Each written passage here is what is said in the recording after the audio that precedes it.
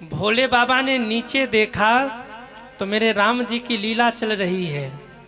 मेरे राम जी रोते हुए सीता जी को ढूंढ रहे हैं। आहा, जैसे ही भोले बाबा ने राम जी को देखा, गदगद हो गए भोले बाबा, आंखों से आंसुओं की धारा बहने लगी, दोनों हाथ ऊपर हो गए और भोले बाबा ने कह दिया, जय सच्चिदानंद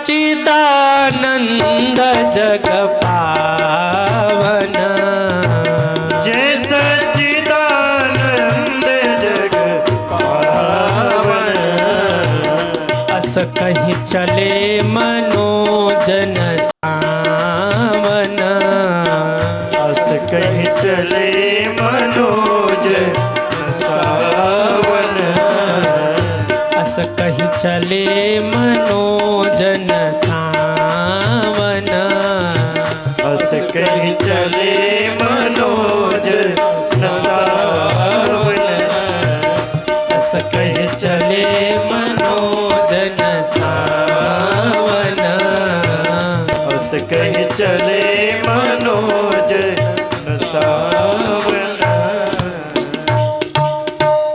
जैसे ही भोले बाबा ने राम जी को देखा, इतने गदगद हो गए, दोनों हाथ ऊपर करके बोले, सच्चिदानंद भगवान की जय हो, जय हो, जय हो, जय हो कहते हुए बाबा गदगद हो गए। आप मोहल्ले से निकल रहे हो और उसी मोहल्ले में आपका मित्र रहता हो।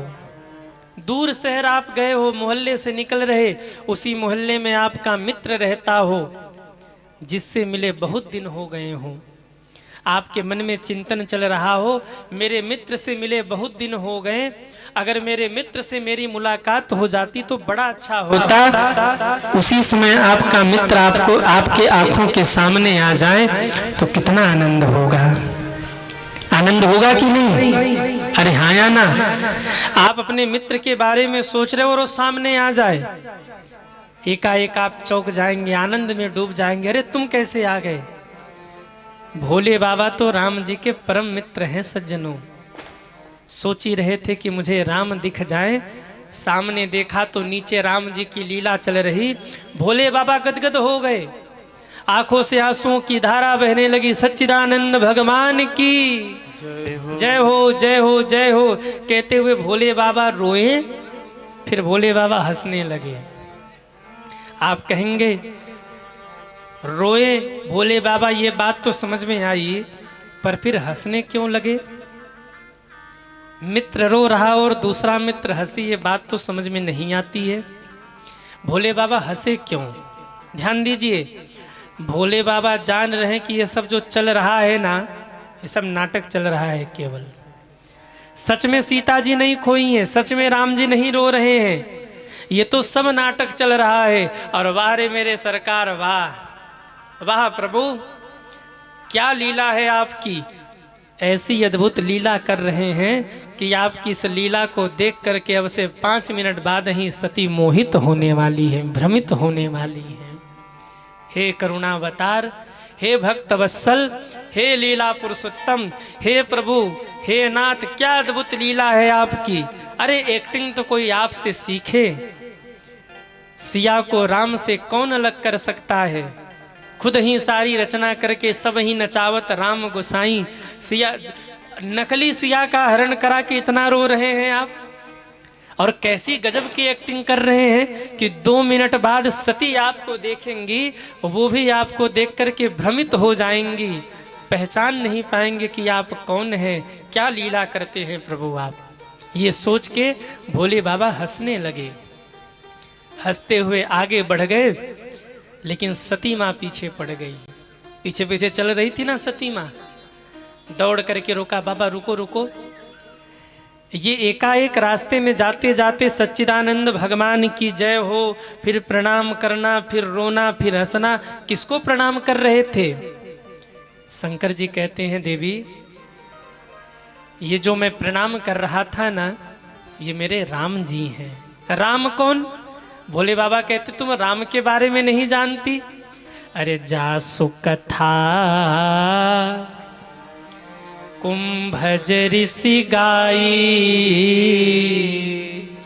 भगति जासो मैं मुनि ही सुनाई। सोई मम इष्ट देव रघुबीरा सेवत जाहि सदा मुनि धीरा। देवी, जिसकी कथा कुंभज ऋषि ने गाई, जिसकी भक्ति मैंने मुनिराज को सुनाई, जिनकी कथा हम सुन करके आ रहे हैं, जिनके नाम का स्मरण मैं दिन रात करता हूँ, ये मेरे वही इष्ट देव हैं, राम जी हैं। मैंने प्रणाम किया, आप भी प्रणाम करिए। माता जी मन ही मन सोचने लगी, लगता है बाबा जी को भांग अधिक ही चढ़ गया आज। क्यों?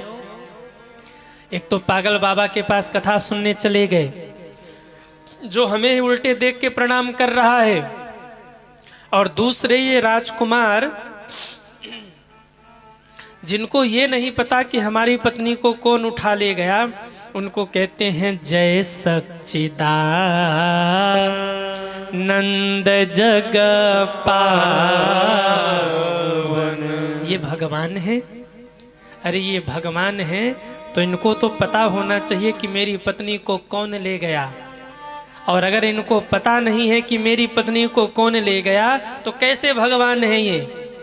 बाबा की मति फिर गई, किसी को भी प्रणाम कर लेते हैं। शंकर जी ने फिर समझाया, देवी भ्रम मत करो, मैं सत्य कहता हूं, ये वही भगवान है। कौन? मुनि धीर जोगी सिद्ध संतत विमल मन जहि ध्यावै। कहने तेने गम पुराण आगम जासु कीरति गावहि। सोई राम व्यापक ब्रह्म भुवन निकाय पति माया धनी। सोई राम व्यापक ब्रह्म भुवन निकाय पति माया धनी। माने कहा तो यहाँ क्यों आए हैं? अवतर हूँ अपने भगत हित निज तंत्र नित रघुकुल मनि। अवतर हूँ अपने भगत हित निज तंत्र नित रघुकुल मनि। निज तंत्र नित रघुकुल मनि। निज तंत्र नित रघुकुल मनि। मुनि धीर जोगी सिद्ध संतत विमल मन जहि ध्यावै। देवी, मुनि लोग, सिद्ध लोग, योगी लोग जिनके नाम का स्मरण ध्यान करते हैं, बंदन पूजन करते हैं, नेति नेति कहकर वेद थक जाते हैं, जिसकी महिमा का वर्णन नहीं कर पाते। और मैं स्वयं विश्वनाथ जिनके नाम का दिन रात जप करता हूँ, ये मेरे वही परमात्मा हैं, ये मेरे वही भगवान हैं, इष्ट देव हैं। देवी, मैंने प्रणाम किया है, आप भी प्रणाम करिए। माता जी ने कहा, प्रणाम नहीं करूंगी, नहीं करूंगी, नहीं करूंगी, नहीं करूंगी। क्यों? आप किसी को भी प्रणाम कर लेते हैं, पर हम हर किसी को थोड़ी ना प्रणाम करूंगी। ये कैसे भगवान है जिनको यही नहीं पता हमारी पत्नी को कौन ले गया? आप कहते हैं प्रणाम कर लो, प्रणाम कर लो, प्रणाम कर लो। मैं कहती हूँ प्रणाम नहीं करूंगी, नहीं करूंगी, नहीं करूंगी। जितने भाई लोग बैठे हैं ध्यान से सुन लीजिए। दुनिया में आप सबको समझाइए, पर 3 लोगों को नहीं समझा सकते।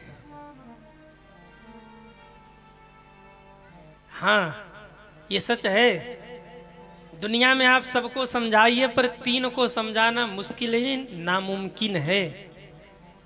पूछो कौन कौन? अरे पूछिए भाई, बता दे कि रहने दे। हाँ, कहीं ऐसा तो नहीं होगा कि कल से इधर का प्रांगण खाली। हाँ, माताएं कह रहने दो, कौन जाए अपनी निंदा सुनने। दुनिया में आप सबको समझा सकते हैं भाइयों, पर 3 लोगों को नहीं समझा सकते। मुख्य यजमान जी ध्यान दीजिए, सबको समझाइए पर 3 को नहीं समझा सकते। कौन कौन? पहला नाम पत्नी का है, माताएं बहुत हंस रही, मतलब मामला गड़बड़ है। हाँ, दुनिया में सबको समझाइए पर पत्नी को नहीं समझा सकते। पत्नी को समझा लिया तो दूसरे नंबर परिवार को नहीं समझा सकते।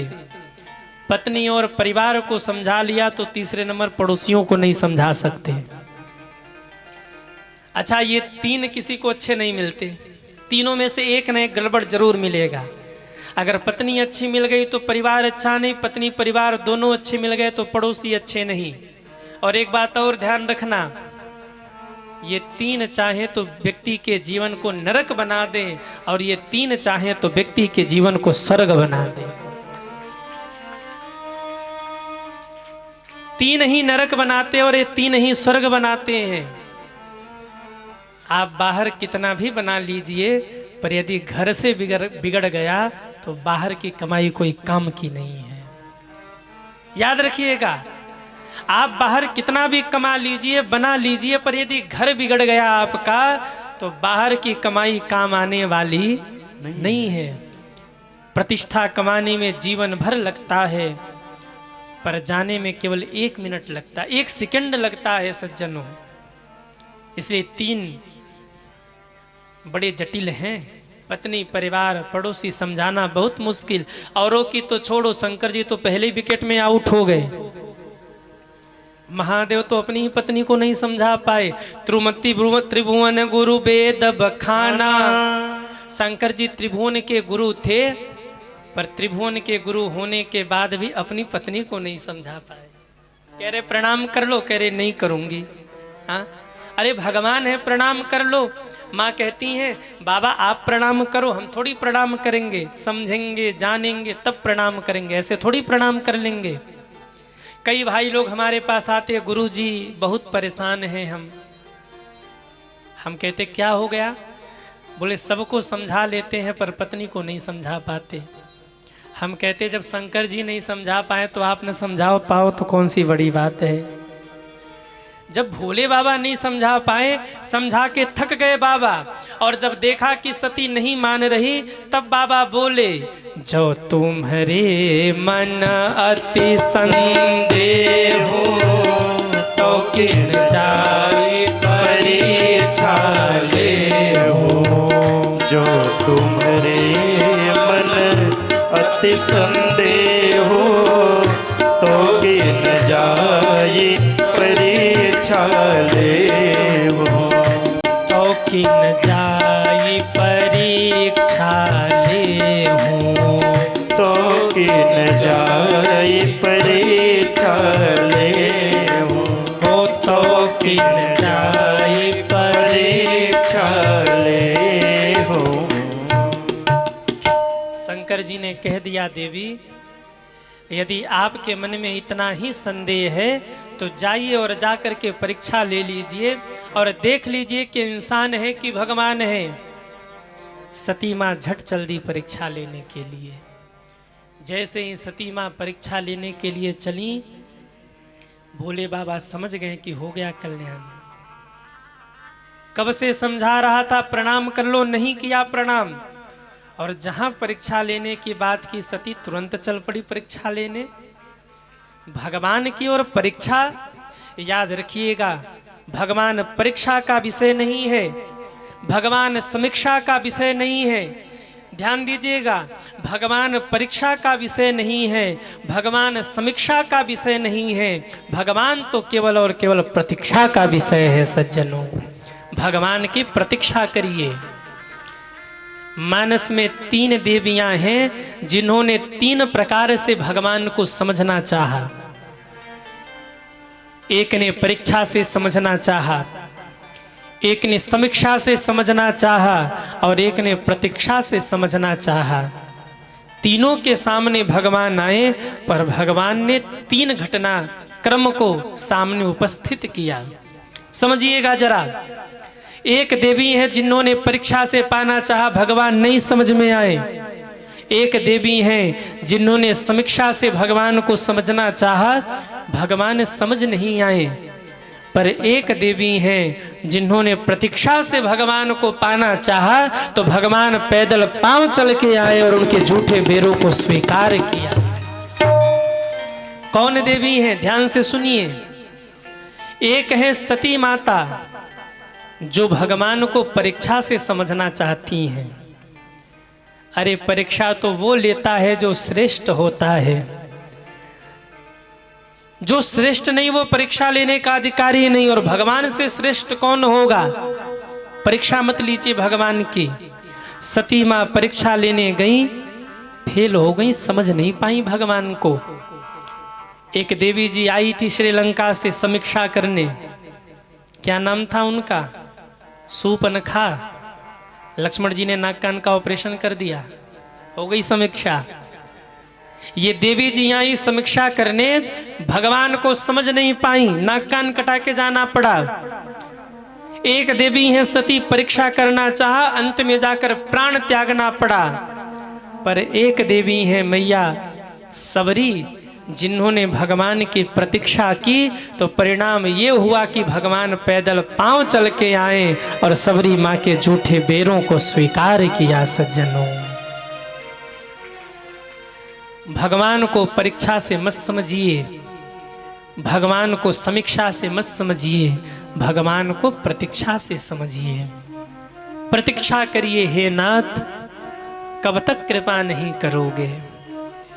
नहीं कृपा करोगे तो लाज तो आपकी जाएगी ना, हमारा क्या बिगड़ेगा?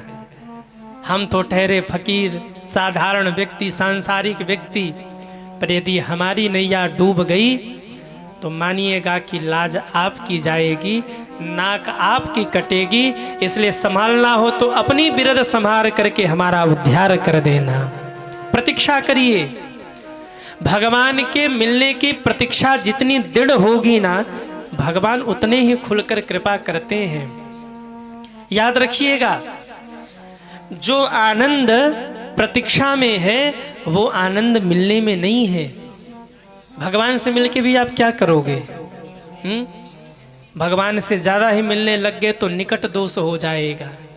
अगर रोज ही भगवान आके सामने खड़े हो जाए और बोलो क्या चाहिए, निकट दोष हो जाएगा। अरे ये तो ऐसे ही है, हाँ घूमता रहता है।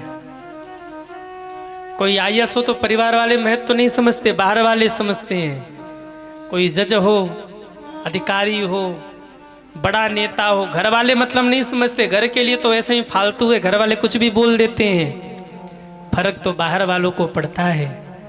ठीक ऐसे ही जब भगवान रोज ही आके आपके सामने खड़े हो जाएंगे ना, तो निकट दोष हो जाएगा। अच्छा यही है, इन्हीं की भक्ति कर रहे, इन्हीं का पूजन कर रहे।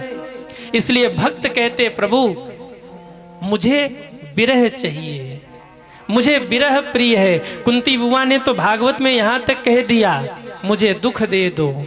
विबदः संतु न सस्वः तत्र तत्र जगत गुरु। भगवान कहते हैं दुख मांग रही, विपत्ति मांग रही, क्यों बुआ? कुंती बुआ कहती हैं जब जब दुख आया तब तब आप आए, और जब आप आए तो आपका दर्शन हुआ। इसलिए प्रभु मुझे मेरे जीवन में दुख दीजिए, कठिनाई दीजिए, प्रतीक्षा दीजिए, मैं आपकी प्रतीक्षा कर सकूं, मैं दुखों को निभा सकूं, आपकी भक्ति कर सकूं। भगवान की प्रतीक्षा करिए। सबरी माँ ने जीवन भर इंतजार किया, भगवान आए और आकर के बेरों को स्वीकार किया।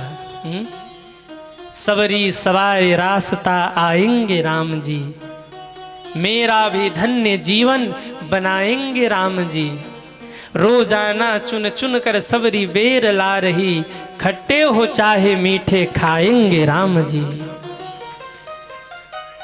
आए हैं श्री राम जी, दीवानी हो गई, बैठाया है प्रभु को बोले सब काम जी। क्यों? अरे जन्मों जन्मों की प्रतीक्षा थी, सबरी सवाए रास्ता आएंगे राम जी। आ गए राम जी। भगवान की प्रतीक्षा करिए, परीक्षा और समीक्षा मत करिए। सती माँ चली हैं परीक्षा लेने के लिए, भोले बाबा को चिंता हो गई। भोले बाबा सोचने लगे अब सती का क्या होगा। क्यों? सती चली है परीक्षा लेने के लिए और भगवान परीक्षा से समझ आने वाले नहीं हैं। सती जा रही परीक्षा लेने, पर सती का होगा क्या? भोले बाबा को टेंशन होने लगा और भोले बाबा सोचने लगे मोरे कहे न संशय जाहि, मोरे कहे न संशय जाहि, विधि विपरीत भलाई नाहि, विधि विपरीत भलाई नाहि, यहाँ शंभुवश मन अनुमाना, यहाँ शंभु अस मन अनुमाना, दक्ष सुता को नहीं कल्याणा, दक्ष सुता को नहीं कल्याणा, दक्ष सुता को नहीं कल्याणा, दक्ष सुता को नहीं कल्याणा, नहीं कल्याणा। नहीं कल्याणा।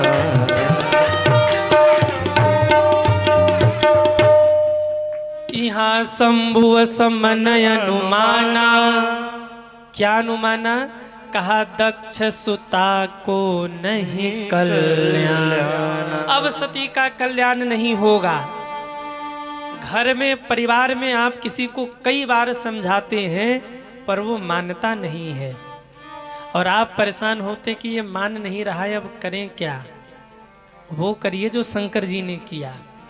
शंकर जी जब बहुत परेशान होते हैं ना तो एक टेंशन फ्री की गोली फाक लेते हैं और टेंशन फ्री की गोली बाबा के झोलिया में रखी होती है हमेशा 24 घंटे एनी टाइम। बाबा टेंशन फ्री की गोली एक निकालते हैं झोलिया से और फाक लेते हैं। वो टेंशन फ्री की गोली क्या है? क्या है? कौन बोला? भांग। अरे राम राम, बड़े खतरनाक हैं आप लोग। भांग खाने से टेंशन दूर होता है? टेंशन दूर नहीं होता, टेंशन बढ़ जाता है। टेंशन फ्री की गोली भांग नहीं है। अच्छा, कितने लोगों को टेंशन फ्री की गोली चाहिए? हाथ उठाओ। अरे हाथ उठाओ भाई जिनको टेंशन फ्री की गोली चाहिए। फ्री में मिलेगा, पैसा नहीं लगेगा। अब हाथ उठाओ। देखो अब हिम्मत आ रहा धीरे धीरे। बोले महाराज फ्री में दे दो तो हम जहर ले लें। टेंशन फ्री की गोली कौन सी बड़ी चीज़ है? जहर भी खाने को तैयार है, फ्री में खिलाओ तो। टेंशन फ्री की गोली चाहिए? अरे हाँ या ना? अरे जोर से बोलो। दूर वालों को भी तो लगना चाहिए कि कथा हो रही सीधी में। टेंशन फ्री की गोली चाहिए? हाँ, जरा जरा जोर से बोला करो, हमको भी सुनाई दे, भगवान को भी सुनाई दे। क्या है टेंशन फ्री की गोली? शंकर जी ने सती को बहुत समझाया, सती नहीं समझी। और जब सती नहीं समझी तो बाबा ने बैठ करके आसन जमाया और मन ही मन चिंतन किया और बोल पड़े बाबा, यही है टेंशन फ्री की दवाई। क्या? जो बाबा कह रहे, होई हाई सोई जो राम रचि राखा, होई हाय सोई जो राम रचि राखा, होई हाई सोई जो राम रचि राखा। होई हाय सोई जो राम रचि राखा, को कर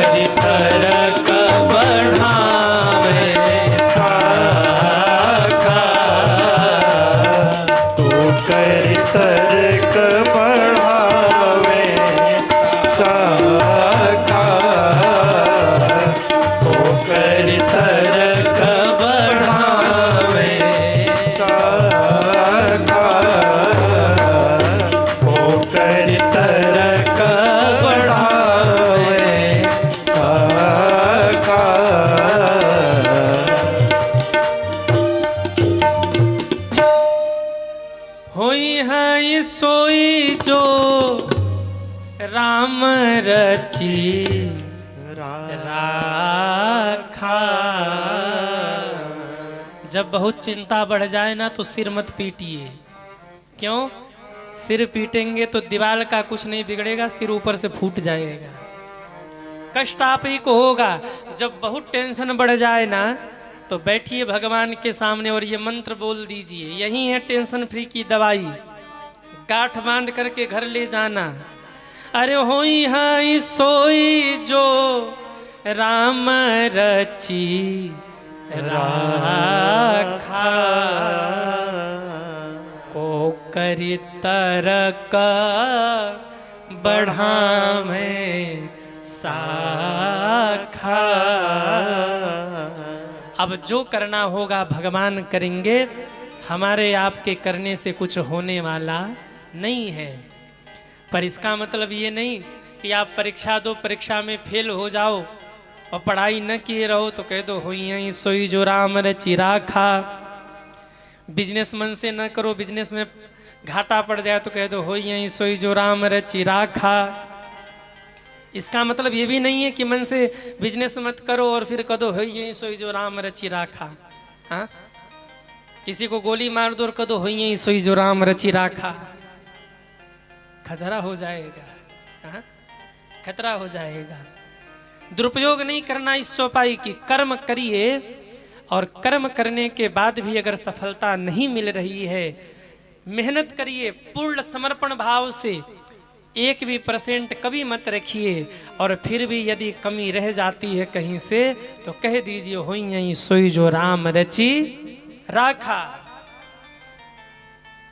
बेटा लायक हो तो भी, नालायक हो तो भी कह दीजिए होई यहीं सोई जो राम रची राखा। पर इसका मतलब ये नहीं कि उसको समझाइए मत, समझाइए सिखाइए, पर फिर भी न माने तो होई यहीं सोई जो राम रची राखा। राखा। बाबा ने छोड़ दिया राम जी के ऊपर, पर शांति से बैठे नहीं। अस कहीं लगे जपन हरि नामा, नाम जप करना शुरू किया। क्यों? हम ठाकुर जी का चिंतन करेंगे तो ठाकुर जी हम सभी की चिंता करेंगे। हम उनको याद करेंगे तो वो हमारे ऊपर दया करेंगे। इसलिए भगवान का नाम सुमिरन करना शुरू किया। सती गई जहां प्रभु सुख धामा, सती माँ वहां गई जहां मेरे राम जी थे। क्या हो रहा वहां? मेरे राम जी रो रहे हैं, हा सीते कह के रो रहे हैं। और लक्ष्मण जी शांत करा रहे, भैया शांत हो जाओ, मिल जाएंगी माता जी। लक्ष्मण जी जितना शांत करा रहे, राम जी दुगना रो रहे हैं। जैसे कई बार होता है ना, कोई मैया धीरे धीरे रो रही हो और एक मैया आके बस इतना कह दे, अरे बहन शांत हो जाओ, सब ठीक हो जाएगा। बस कोई मैया इतना कह दे कि तू शांत हो जा, सब ठीक हो जाएगा, रोने वाली मैया का लाउड स्पीकर दुगना हो जाएगा। जैसे आकाश वाला पटाखा होता है ना, आकाश वाला पटाखा, बस धीरे से आग लगा के हट जाओ, फिर भेजना नहीं पड़ेगा, वो स्वयं जाएगा और महाराज ब्लास्ट करेगा। ठीक ऐसे ही कोई रो रहा हो तो बस धीरे से कह दीजिए, अरे सब ठीक हो जाएगा, चुप हो जा, जोर से रोना शुरू करेगा वो। राम जी भी यही कर रहे हैं, धीरे से रो रहे हैं। राम जी के हाथ को लक्ष्मण जी पकड़ के कह रहे, भैया शांत हो जाओ, माता जी मिल जाएंगी। राम जी और जोर से रोते, हा सीते। लीला चल रही भगवान की। और इधर सती माँ आ गई। सती माँ ने सोचा कैसे परीक्षा करूं, मन में आया सीता सीता कह के रो रहे हैं, सीता का रूप बनाऊं और राम के सामने जाऊं। अगर ये ब्रह्म होंगे तब तो पहचान जाएंगे, पर अगर ये साधारण जीव होंगे तो मुझे संबोधित करेंगे, अरे सीते तुम कहाँ चली गई थी, मैं कितना व्याकुल हो गया था। और जो मुझे संबोधित करेंगे मैं चंडी बन जाऊंगी, मैं काली बन जाऊंगी, मैं खप्पर हाथ में ले लूंगी, राम लक्ष्मण की जटाओं को पकड़कर घसीटते हुए ले जाकर के महादेव के चरणों में डाल दूंगी। बाबा यही आपके इष्ट देव हैं, यही आपके परमात्मा हैं जिन्हें आप भगवान कह रहे थे। अरे हमें नहीं पहचान पाइए, कैसे आपके भगवान हैं। माँ ने पूरी भूमिका बना ली कैसे चंडी बनूंगी, कैसे काली बनूंगी, कैसे खप्पर हाथ में लूंगी और कैसे राम लक्ष्मण को घसीट करके ले जाऊंगी और सिद्ध कर दूंगी कि हे महादेव आप गलत थे और हम सही थे।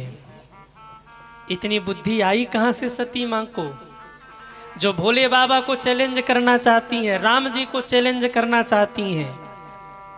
इतनी बुद्धि तब आई जब ये दक्ष सुता हैं। सती मां के पिता का नाम है दक्ष और दक्ष का अर्थ होता है चालाक। चालाक बाप की बेटी है ना। समाज में कई लोग बहुत चालाकी लगाते हैं और चालाकी लगाते लगाते वो पागल खाने पहुंच जाते हैं। हाँ, बल्कि जो सीधे साधे रहते हैं वो सुखी रहते हैं बेचारे। जो बहुत दिमाग लगाए ना, यहाँ से सिस्टम गड़बड़ा जाता है, फ्लॉप हो जाता है। फिर कुछ दिन बाद वो विक्षिप्त हो जाता है। गांव वाले, क्षेत्र वाले, नगर वाले, कॉलोनी वाले कहते हैं इसे मत बोलो, पागल है, बहुत दिमाग लगाता है। बहुत दिमाग लगाता है। दुनिया में दिमाग लगाइए पर भगवान के सामने थोड़ा सा इसको ढीला कर दीजिए। क्यों? वो सब जानते हैं हमारे आपके दिमाग को बनाने वाले वही हैं। अगर उन्हीं के सामने दिमाग लगाएंगे तो फेल हो जाएंगे, क्योंकि उन्होंने एक दिमाग नहीं, ऐसे न जाने कितने दिमाग बनाए। शरीर में कितने रोए हैं और प्रत्येक भगवान के एक एक रोए में करोड़ों करोड़ों ब्रह्मांड है सज्जनों। भगवान के एक रोए में 1 करोड़ ब्रह्मांड। अब आप समझ लीजिए कि भगवान के शरीर में जितने रोए हैं उतने करोड़ ब्रह्मांड इस संसार में, सृष्टि में, जगत में हैं। ये पूरा ब्रह्मांड जो देख रहे हैं हम ना, ये तो एक ब्रह्मांड है। ऐसे कई 100 करोड़ ब्रह्मांड है जिनको भगवान ऐसे सो के चला रहे हैं। शांताकारम भुजंग शयनम। छोटी सी फैक्ट्री हो, खटपट हो जाए तो नींद नहीं आती। और यहाँ कितनी बड़ी दुनिया है, एक एक रोए में करोड़ों करोड़ों ब्रह्मांड। और हर ब्रह्मांड में न जाने कितने द्वीप हैं, न जाने कितने देश हैं। हर देश में न जाने कितने प्रदेश हैं। भारत की ही आबादी देखो तो 140 करोड़। जीव जंतुओं को छोड़ दो, केवल मनुष्य 140 करोड़ केवल भारत में। दुनिया में न जाने कितने लोग, ब्रह्मांड में न जाने कितने लोग। और 100 करोड़ ब्रह्मांड, 1000 करोड़ ब्रह्मांड हो तो उसमें कितने महाराज दिमाग फेल हो जाएगा, जोड़ नहीं पाएंगे आप। फिर भी भगवान उसे सो करके चला रहे हैं। उनके सामने दिमाग मत लगाइए। सती माँ ने सोचा अगर भगवान हुए तो ठीक, इंसान हुए तो घसीट कर ले जाऊंगी और तब बाबा से कहूंगी बाबा इन्हीं को आप ब्रह्म कह रहे थे। बहुत कुछ विचार करने के बाद सती माँ आज सीता बन गई। क्या बन गई? सती माँ क्या बन गई? सीता बन गई। जो माँ थी उन्होंने पत्नी का रूप बना लिया। मेरे राम जी रो रहे थे, सामने से सती माँ सीता रूप में पहुंची। लक्ष्मण जी ने कहा भैया भैया शांत हो जाओ, वो माता जी आ रही हैं। राम जी ने कहा चुप, असली नहीं नकली है। असली नहीं नकली, डुप्लीकेट है। अरे बोले हम देख रहे माता जी आ रही, आप कह रहे नकली हैं। हम तो देख रहे माता जी ही हैं। राम जी कहते लक्ष्मण यही तो तू नहीं पहचान पाया। लखन, राम की सिया तो सदैव राम के पीछे पीछे चलती है। जो आगे आगे भागे समझ लेना वो असली नहीं, वो तो नकली ही है, डुप्लीकेट है। राम की सीता राम के पीछे पीछे चलती है और जो आगे आगे भागे समझ लो असली नहीं, वो नकली है। राम जी कहते हैं आगे आगे भाग रही हैं। तुमने कभी देखा है कि सीता हमारे आगे चली है? वो तो पीछे पीछे चलती थी और ये आगे से आ रही है, मतलब नकली है। लक्ष्मण हूँ यह मर्म न जाना, जो कछु चरित रचा भगवाना। लक्ष्मण जी स्तब्ध रह गए, कुछ बोल नहीं पाए। भगवान ने कहा जरा 2 मिनट रुको, मैं अभी मिल के आता हूँ। मेरे राम जी पहुँचे पर राम जी के सामने असमंजस है। मेरे प्रभु सोच रहे हैं क्या करूँ, प्रणाम करूँ कि संबोधन करूँ। अगर प्रणाम करता हूँ तो सीता के रूप में है। अगर संबोधित करता हूँ तो सती है, माँ है, मेरे लिए तो माँ के समान है। ये संबोधित कैसे करूँ मैं? राम जी भी एक बार भ्रम में पड़े, पर मेरे राम जी के सामने किसकी चल सकती है? मेरे राम जी ने दोनों एक साथ किया। क्या किया? हाथ जोड़ा।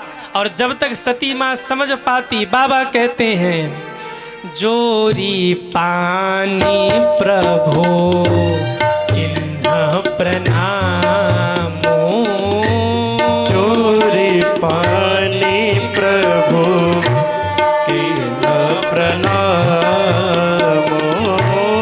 पिता समेत लिन्ह निज नामो, पिता समेत लिन्ह निज नामो। और बोले हे माँ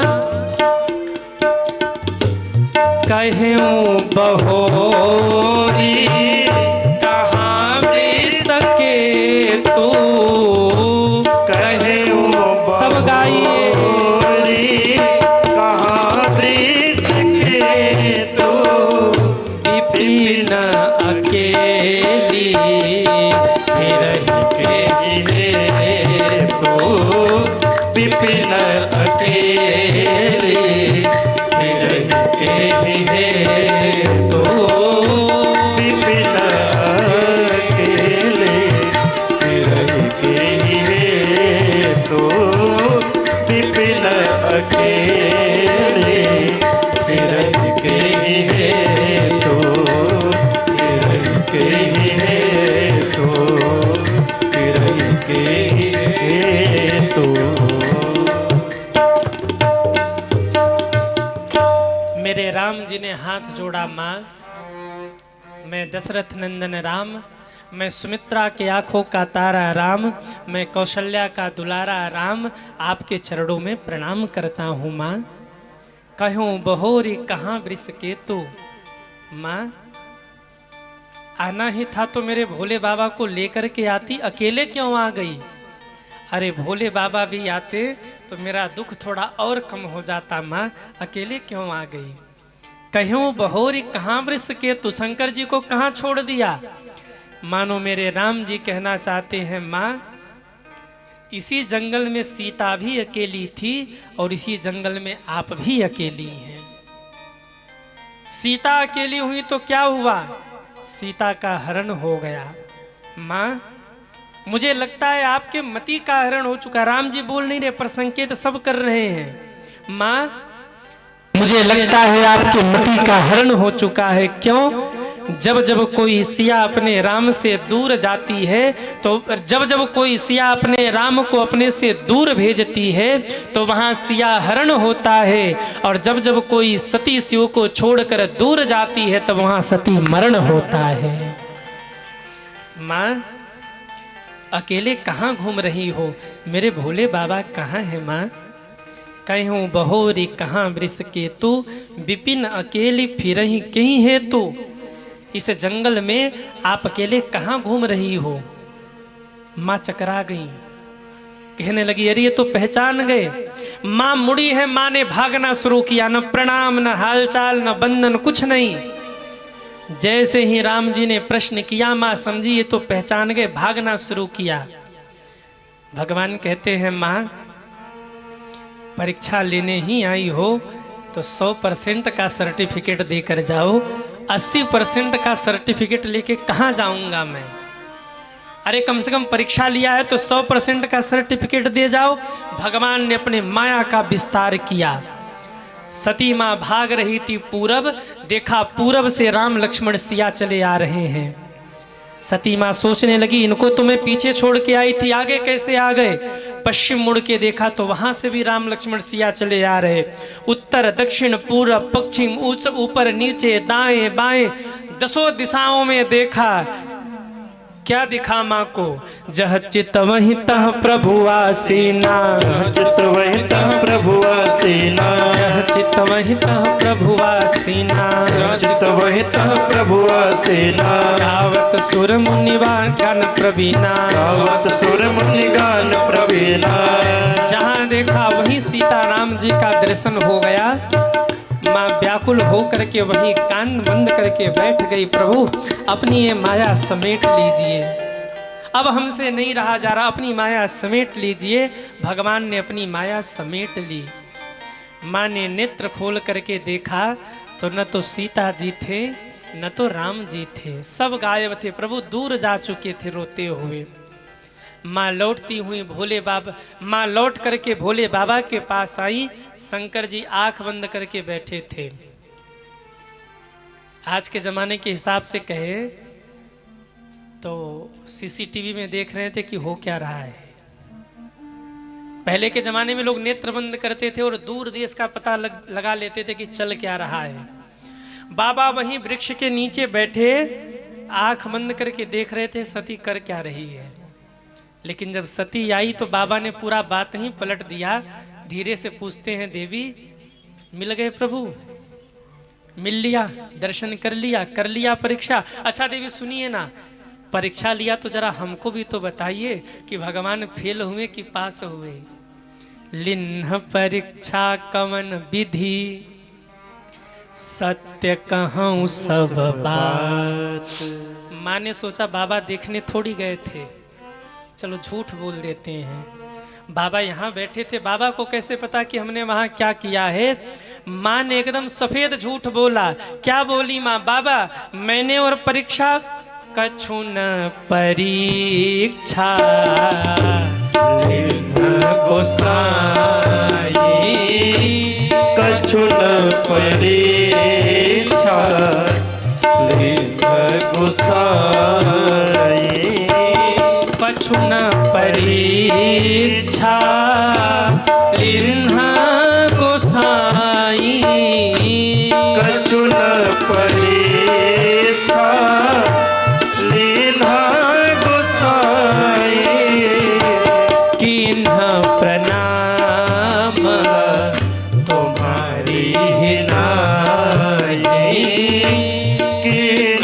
सब गाइए तुम्हारी नाई, तुम्हारी ही नाई, तुम्हारी नाई, तुम्हारी नाई, तुम्हारी नाई। कछु न परीक्षा।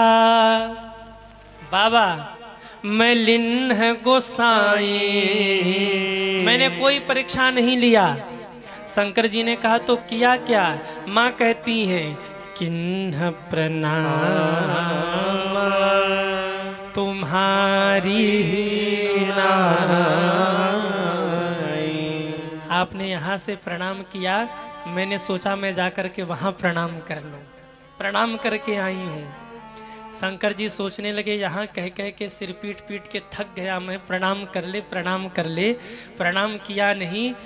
रास्ते में कौन गुरु मिल गया जिसने तुम्हें समझा दिया, और जिसने यहाँ प्रणाम नहीं किया वो वहाँ जाकर प्रणाम करेगा।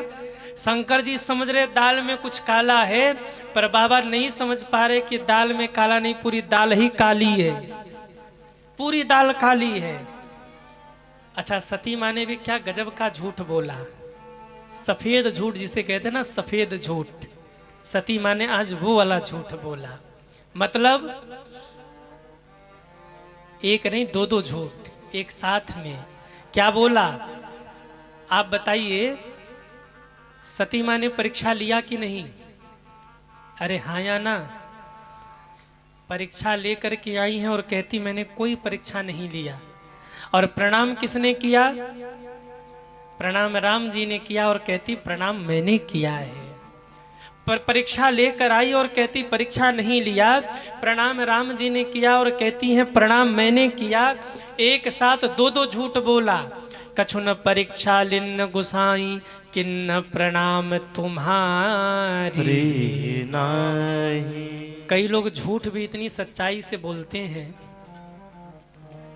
कि उनको देख के कोई समझ नहीं सकता कि झूठ बोल रहा है कि सच बोल रहा है। कई लोग झूठ भी सच्चाई से बोलते हैं। और कई तो इतने चतुर होते हैं, झूठ ही बोलेंगे और कसम 100 ठो खाएंगे कम से कम। हाँ, एक व्यक्ति बात बात में कसम खाए, महाराज कसम से कह रहा हूँ कसम। किसी ने पूछा इतना कसम क्यों खा रहे हो? उसने कहा जो भी बोल रहा हूँ सब झूठे बोल रहा हूँ। तो कहा कसम क्यों खा रहे हो? उसने कहा कसम इसलिए खा रहा हूँ कि सामने वाले को भरोसा हो जाए कि मैं सच बोल रहा हूँ। हाँ, झूठ बोल बोल के महाराज कसम खाते हैं लोग, कसम खा खा के झूठ बोलते हैं, पानी पी पी के झूठ बोलते हैं और झूठ बोल बोल के कसम खाते हैं। गजब स्थिति है। एक कहते हैं कहावत है कि भैया तो गंगा पी गए। कहावत सुना है ना आपने कि गंगा पी गई है? नहीं सुना। जो एक लगातार 100 झूठ बोले और कहे मैं ही सच्चा हूं, उसे कहते तो गंगा पी गए। हाँ, कई लोग ऐसे समाज में होते, झूठे बोलेंगे और कसम भी खाएंगे, और कसम भी अपनी नहीं खाएंगे, सामने वाले की खाएंगे कसम। बोले मरे तो तू मर, हम क्यों मरे। हाँ, कईयों की आदत होती सुबह से शाम तक जब तक 100 झूठ न बोले और 500 कसम न खाएं, पेट का खाना हजम नहीं होता। और जब से ये मोबाइल आई है ना, इसने तो और सत्यानाश किया। बैठे होंगे घर में कहेंगे ऑफिस में बैठा हूँ, बैठे होंगे ऑफिस में कहेंगे दुकान में बैठा हूँ, बैठे होंगे दुकान में कहेंगे रेलवे स्टेशन पे बैठा हूँ। हाँ, होंगे कहीं और, बताएंगे कहीं और, करेंगे कुछ और, करेंगे कुछ और। हाय रे मोबाइल, आप लोग चलाते हैं कि नहीं? अरे हाँ या ना? छोटे छोटे बच्चे चिपके रहते हैं आजकल तो, और घर वाले भी क्या गजब है, माताएं भी क्या गजब है। भोजन कराना हो बच्चे को तो धीरे से मोबाइल पकड़ा देती हैं। बच्चा मोबाइल चलाता रहता है, भोजन हो गया मोबाइल। बच्चे भी इतने खतरनाक हो गए कि बिना मोबाइल चलाए खाना भी नहीं खाते। लत ऐसी लग गई है बच्चों को। और जब से ये मोबाइल आया तब से एकदम उथल पुथल हो गया जीवन में सज्जनों। पहले तो लोग कम झूठ बोलते थे, पर आज तो एकदम से झूठ बोलने लगे। कुछ भी, कोई भी बोलता है, कहीं भी बोलता है, कैसे भी बोलता है, होंगे कहीं और, बताएं। कई बार तो घर में बच्चों को झूठ बोलना सिखाते हैं। बेटा झूठ बोला कर क्यों, बिना झूठ बोले काम चलने वाला नहीं है। एक बार क्या हुआ है, एक व्यक्ति, उसके मित्र का फोन आया। उसने कहा बेटा फोन उठा, छोटा सा बालक। उसने कहा पिताजी क्या बोलूं? कह दे पापा घर पे नहीं है। बच्चा टुकुर टुकुर देख रहा, आप घर में बैठे हैं और कह रहे कह दे पापा घर पे नहीं है। आप घर में बैठे हो, झूठ कैसे बोल दूं? पिताजी ने कहा बोल दे झूठ, कोई बात नहीं। बेटे ने कहा आप ही कहते हो झूठ नहीं बोलना चाहिए और आप ही कह रहे हो झूठ बोल दो। पापा भी पापा थे, उन्होंने कहा मैं कहता हूँ झूठ नहीं बोलना चाहिए, पर मैं ये भी कहता हूँ कभी काल को बोल लेना चाहिए, बोल दे झूठ। बच्चे ने कहा मैं नहीं बोलूंगा।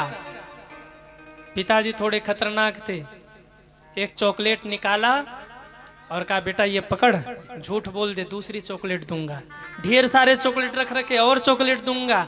बच्चा आ गया बातों में, क्या बोलूं? कह दे पापा घर पे नहीं है। बच्चा तो बच्चा ठहरा, फोन उठाया और कहा हेलो अंकल, पापा कह रहे पापा घर पे नहीं है। क्या बोला? पापा कह रहे पापा घर पे। सब चौपट हो गया। याद रखिए, आप झूठ कितना भी बोल लीजिए, पर सत्य तो सत्य ही रहेगा सज्जनों।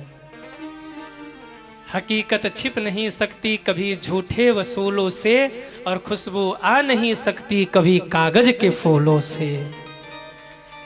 कागज के फूल कितने भी सुंदर क्यों न हो, वो सुगंध नहीं आएगी जो असली वाले में है सज्जनों।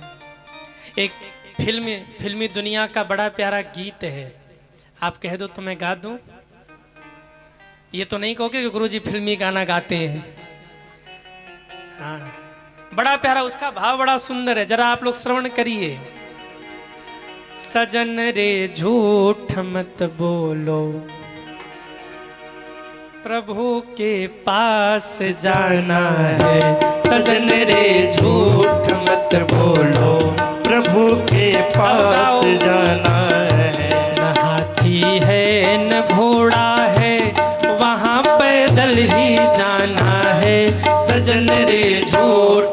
मत बोलो, जय हो।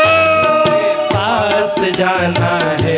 सजन रे झूठ मत बोलो, प्रभु के पास जाना है। न हाथी है न घोड़ा है, वहाँ पैदल ही जाना है।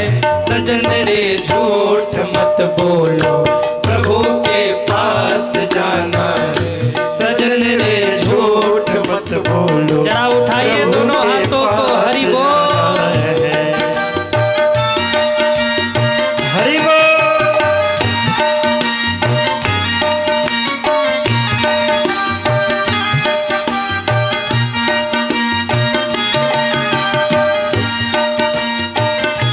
तुम्हारे महल चौबारे यहीं रह जाएंगे सारे। तुम्हारे महल चौबारे यही रह जाएंगे सारे। अकड़ किस बात की प्यारे, अकड़ किस बात की प्यारे, ये सिर फिर भी झुकाना है। सजन रे झूठ मत बोलो, प्रभु के पास जाना है। सजन रे झूठ मत बोलो, प्रभु के पास जाना है। न हाथी है न घोड़ा है, वहाँ पैदल ही जाना है। सजन रे झूठ मत बोलो, प्रभु के पास जाना है। सजन रे झूठ मत बोलो, प्रभु के पास जाना है। सजन रे झूठ मत बोलो, प्रभु के पास जाना है। सजन रे झूठ मत बोलो। न हाथी है न घोड़ा है, वहाँ पैदल ही जाना है। सजन रे झूठ, आप लोग शांत रहिए, आप लोग गाइए। सजन रे झूठ मत बोलो, प्रभु के पास जाना है। सजन रे, अरे जरा जोर से गाओ भाई। कई लोग चुपचाप बैठे हैं, पड़ोसी तो गा ही रहा, हम गा के क्या करेंगे। सब गाइए। सजन रे झूठ मत बोलो, प्रभु के पास जाना है। सजन रे, वाह। न हाथी है न घोड़ा है, वहाँ पैदल ही जाना है। सजन रे झूठ मत बोलो, प्रभु के, सजन रे झूठ मत बोलो, सजन रे, सजन रे झूठ मत बोलो, सजन रे। आप लोग तो ऐसे गा रहे जैसे आज के बाद झूठ बोलना ही नहीं है। कितने लोग आज के बाद झूठ नहीं बोलेंगे, वो हाथ उठाएं। वाह, झूठ नहीं बोलेंगे, यही कितना बड़ा झूठ है। हाँ? झूठ नहीं बोलेंगे, यही कितना। अरे कथा सुन लो पहले, बात बाद में कर लेना। आप लोग बड़े गजब के श्रोता हो। हाँ, कथा सुनते सुनते बात भी कर लेते हो। कितने लोग झूठ नहीं बोलेंगे, हाथ उठाएं। देखो फिर झूठ बोल रहे हैं। झूठ नहीं बोलेंगे, यही कितना बड़ा झूठ है। हाँ? आदमी कहता भले है कि झूठ नहीं बोलेंगे, पर बिना झूठ बोले काम चलने वाला नहीं है। नहीं है। पर हाँ, जितना हो सके सत्य के साथ खड़े रहने का प्रयास करना चाहिए। माँ सती ने झूठ बोला, बाबा मैंने कोई परीक्षा नहीं ली, आपने यहाँ से प्रणाम किया, मैंने जाकर के वहाँ से प्रणाम किया। बाबा को लगा सती झूठ बोल रही, बाबा ने नेत्र बंद किया। गोस्वामी जी कहते हैं, तब शंकर देखे धरि ध्याना, सती जो किन्हा चरित सब जा। बाबा ने नेत्र बंद किया, सारी राम कहानी सामने आ गई। आप जिससे प्रेम करते हो वो आपसे झूठ बोले और सत्य का ज्ञान आपको हो जाए तो कितनी पीड़ा होती है। भोले बाबा को बड़ा कष्ट हुआ, मानो पैरों तले धरती खिसक गई बाबा के। सोचने लगे सती मुझसे इतना बड़ा झूठ बोल रही है। परीक्षा लेने गई और कहती परीक्षा नहीं लिया। प्रणाम राम जी ने किया, कहती है प्रणाम मैंने किया। और ऊपर से आके हमसे झूठ बोल रही है। परीक्षा लेने भी गई तो सीता का रूप बनाया। सीता मेरे लिए माँ के समान है, अब मैं क्या करूं? अगर मैं सती को स्वीकार कर लेता हूं तो इसने सीता का रूप बनाया था और सीता मेरे लिए माँ के समान है। अगर मैं इसका त्याग कर दूं, कह दूं तेरा मैंने त्याग किया, इसी समय सती प्राण त्याग देगी। अब मैं अपने परिवार को कैसे बचाऊं? अगर मैं बोल देता हूं कि सती तुमने सीता का रूप बनाया है, आज तो तुम मेरी पत्नी नहीं हो, सती प्राण त्याग देगी। और अगर स्वीकार भी करता हूं तो कैसे स्वीकार करूं? धर्म की हानि हो जाएगी। सती ने सीता का रूप बनाया था, सीता मेरे लिए माँ के समान है। भोले बाबा ने विचार किया, जो अब करहूं सती सन प्रीति,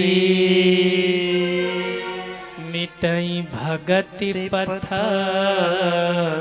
होहि अनीति। अगर मैंने सती को स्वीकार कर लिया तो धर्म की महिमा मिट जाएगी, अनीति हो जाएगा। मन ही मन भोले बाबा ने विचार किया, सती तुमने सीता का रूप बनाया था, सीता मेरे लिए माँ के समान है, इसलिए आज से तुम्हारे प्रति मेरा व्यवहार बदल गया। आज से तुम मेरे लिए पत्नी नहीं हो, आज से तुम मेरे लिए माँ के समान हो गई। अब कभी अगले जन्म में मुलाकात होगी, मैं तुम्हारा त्याग करता हूँ। बाहर से नहीं बोला, मन ही मन त्याग दिया। और एक बात ध्यान रखना, जब तक कोई बाहर से बोल रहा है तब तक बचने की गुंजाइश है। आपका अपना जब तक बाहर से आपको डांट रहा, फटकार रहा, बोल रहा, तब तक कुछ अपनत्व है। जिस दिन बाहर से बोलना बंद कर दिया, समझ लीजिए कि आपका त्याग हो चुका है। त्याग दिया बाबा ने, बोले आज के बाद हमारा तुम्हारा कोई संबंध नहीं। बाबा कैलाश पर गए, सती पूछती रही बाबा क्या संकल्प लिया। देवताओं ने भी जय जयकार किया, बोलिए शंकर भगवान की जय हो। पर सती ने बार बार पूछा, शंकर जी ने छिपा लिया, बताया ही नहीं मैंने क्या संकल्प लिया। बाबा कैलाश पर पहुंचे और जाकर के मेरे भोले बाबा ने समाधि लगा ली। राम नाम की समाधि में डूब गए। राम नाम लेते हुए भगवान शंकर समाधि में चले गए। दुखों से बचना चाहते हैं? अरे हाँ या ना? कितने लोग हैं जो अपने जीवन में कष्टों से बचना चाहते हैं? वो हाथ उठाइए। जीवन में दुखों से बचना चाहते हैं, जीवन में कष्टों से बचना चाहते हैं तो राम नाम का सहारा लीजिए। राम नाम के सहारे, भगवान के नाम के सहारे आप बड़े से बड़े कष्टों से बच सकते हैं सज्जनों। हाँ, एक कबीरदास का दोहा आपने सुना होगा, पोथी पढ़ पढ़ जग मुआ, पंडित भयान कोय, अरे ढाई अक्षर प्रेम का, पढ़े सो पंडित हो। ढाई अक्षर क्या है? ये राम ही ढाई अक्षर है। ढाई अक्षर प्रेम का, वो प्रेम के ढाई अक्षर कौन से हैं? बोले राम, ये जो ढाई अक्षर है ना, यही वो शब्द है जो पढ़ ले उसी का जीवन धन्य धन्य हो जाता है, धन्य धन्य हो जाता है। राम ही प्रेम है, प्रेम ही राम है। अपने जीवन में राम नाम को धारण करिए। मैं राम बोल रहा हूँ, आपके जो इष्ट हो, कृष्ण हो, हनुमान जी हो, शिव जी हो, आप वहाँ वो शब्द लगा लेना। ये जो ढाई अक्षर है ना, ये आपके इष्ट का नाम ही है। जो पढ़ लिया, जो जान लिया, वही पंडित हो गया, वही ज्ञानी हो गया, वही ज्ञाता हो गया, वही भगवत भक्त हो गया, और अंत में कहूँ वही मुक्ति का अधिकारी हो गया, जिसने ये भगवान के नाम को जीवन में उतार लिया। एक बात और मैं कहूँ, भगवान के नाम को बोलने से ज़्यादा भगवान के नाम को लिखने की महिमा है। यदि आप बहुत जल्दी कृपा चाहते हैं भगवान की, तो एक कागज लेकर के उस पर राम नाम लिखना शुरू करिए। एक संत हुए, संत श्री नीम करौली बाबा जी, आपने सुना होगा नाम, संत श्री नीम करौली बाबा जी। वो बार बार कहते थे राम नाम लिखो, राम नाम लिखो। राम नाम लिखने की बड़ी महिमा है सज्जनों। जिसके जीवन में संकट पे संकट आ रहा है, जिसके बनते हुए काम भी बिगड़ रहे हैं, जो जीवन में सदैव दुखी रहते हैं, परेशान रहते हैं, उनको चाहिए कि वो राम नाम लिखें। राम नाम लिखने से उनके जीवन के सारे दुख दर्द दूर होने लगेंगे सज्जनों। केवल लिखने मात्र से राम नाम में बहुत बड़ी शक्ति है, इसमें बहुत बल है। अरे इसी बल पर तो श्री हनुमान जी समुद्र पार कर गए। इसी राम नाम के बल से राम नाम को लिखना शुरू करिए सज्जनों। हो सकता है आप जब अनवरत न कर सको, आधे घंटे 1 घंटे घर में समय निकाल करके राम नाम को लिखना शुरू करिए। इससे आपके जीवन में बड़े लाभ होंगे। जो लोग राम नाम लिखते हैं, कभी उनसे जाकर के पूछना कि उनके जीवन में उनको क्या मिला है। अयोध्या जी में राम नाम बैंक है, काशी जी में भी शायद राम नाम बैंक है, जहाँ लोग राम नाम लिख करके जमा करते हैं। घर में खाली मत बैठिए, राम नाम लिखना शुरू करिए।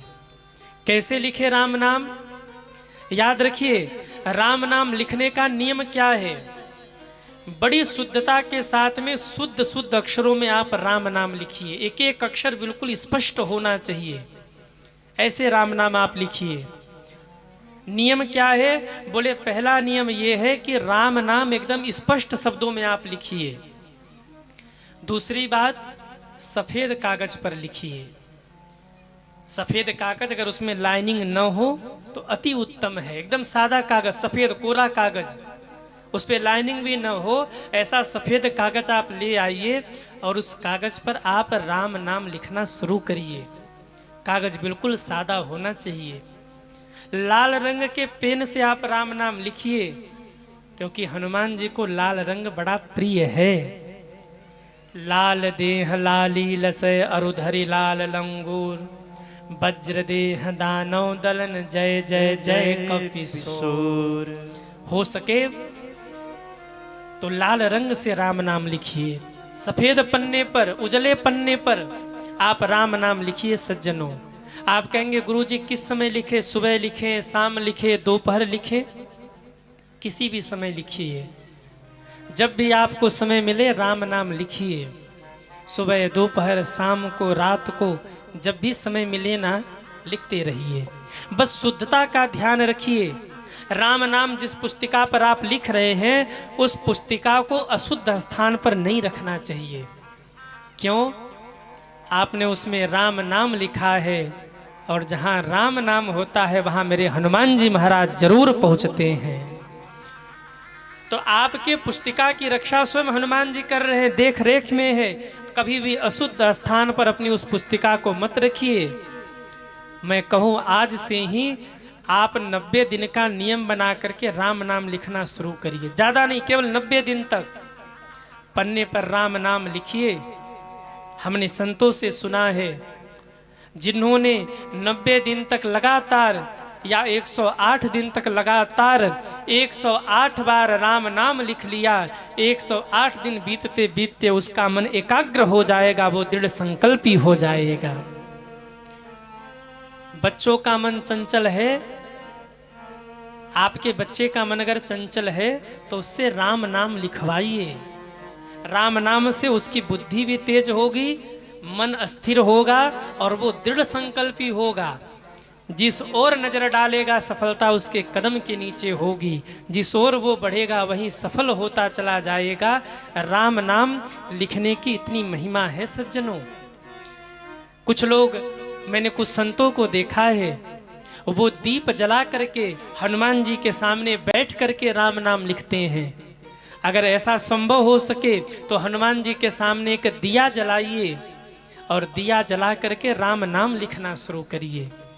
और नहीं संभव है तो आप जैसे हैं घर में हैं, शुद्धता और सफाई का ध्यान रखते हुए लिखना शुरू करिए। कुछ नियम और है राम नाम लिखने के। पहला नियम ये है कि आपको अभक्ष नहीं खाना है। जब तक आप राम नाम लिख रहे हैं आपको उल्टा सीधा कुछ नहीं खाना है। जब आप राम नाम लिखते हैं तो आपके शरीर की ऊर्जा बढ़ती, आध्यात्मिक शक्ति बढ़ती है। आप जो बोलने लगते हैं वही होने लगता है। किसी को आपको अपशब्द नहीं बोलना है। विशेष आपको ध्यान ये रखना है कि मुख से आप किसी को अपशब्द मत बोलिए। अगर आप किसी को मुख से अपशब्द बोल देंगे उस राम नाम के प्रभाव से वो घटित हो जाएगा। अभक्ष नहीं खाना है, किसी को अपशब्द नहीं बोलना है। और 3 बातों का और ध्यान रखिए। नेत्र को शुद्ध रखिए, कान को शुद्ध रखिए और मन को शुद्ध रखिए। दुनिया के सारे अपराध इन नेत्रों से ही होते हैं, कानों से ही होते हैं, मन से ही होता है। जब तक आप राम नाम रूपी धन कमा रहे हैं, राम नाम लिख रहे हैं, मन को, नेत्र को और महाराज आँखों को शुद्ध रखिए। लाल रंग से राम नाम लिखिए, क्योंकि लाल रंग सूर्य तत्व और अग्नि तत्व का प्रतिनिधित्व करता है। लाल रंग ऊर्जा, साहस, चेतना का प्रतीक है। और जब उस लाल रंग में राम नाम मिल जाए तो उसकी शक्ति और बढ़ जाती है सज्जनों, उसकी शक्ति और बढ़ जाती है। बहुत पवित्रता का ध्यान रखिए। जैसे संपूर्ण रामायण का सार है राम नाम, ध्यान दीजिएगा, संपूर्ण रामायण का सार है राम नाम। जैसे बीज में ही वृक्ष छिपा होता है, ठीक ऐसे ही धर्म, शांति, मोक्ष का मार्ग इसी राम नाम में समाहित है। इसे साधारण मत समझिएगा। जैसे ही आप हाथ में कलम लेकर के लाल रंग से आप कागज के ऊपर लिखते हैं राम, आपके हाथ में एक झनकार होता है और वो झनकार आपके मस्तिष्क से होते हुए ब्रह्मांड तक जाता है और आपके चारों ओर एक सकारात्मक ऊर्जा व्याप्त हो जाती है। राम नाम लिखते ही आपके जीवन से नकारात्मक शक्तियां दूर हो जाती हैं, नकारात्मक विचार दूर हो जाते हैं। आप दृढ़ संकल्पी होते हैं, आपके जीवन में सफलता मिलती है। और मैंने संतों से सुना है, यदि कोई दृढ़ निष्ठा के साथ 108 दिन तक राम नाम लिख ले और ये ध्यान करते हुए कि राम जी मेरे सामने हैं, हर अक्षर अक्षर में मुझे राम जी दिख रहे हैं, तो मात्र 108 दिन के भीतर में ऐसा चमत्कार उसके जीवन में होगा कि जैसे ही वो राम लिखेगा उसको लगेगा राम जी धनुष बाण लेकर मेरे सामने खड़े हैं। अक्षर अक्षर में राम जी का दर्शन होने लगेगा। करके देखना आप राम लिखिए और ये सोचिए कि राम जी धनुष बाण लेकर खड़े हैं। 108 दिन बीतते बीतते जैसे ही आप रा लिखेंगे आपको राम जी धनुष बाण लिए सामने अक्षर अक्षर में दिखने लगेंगे। ये राम नाम की महिमा है सज्जनों। जिनको समाज में ख्याति चाहिए, जिनको घर में समृद्धि चाहिए, उनको चाहिए कि वो राम नाम लिखिए। जब आप राम नाम लिखना शुरू करते हैं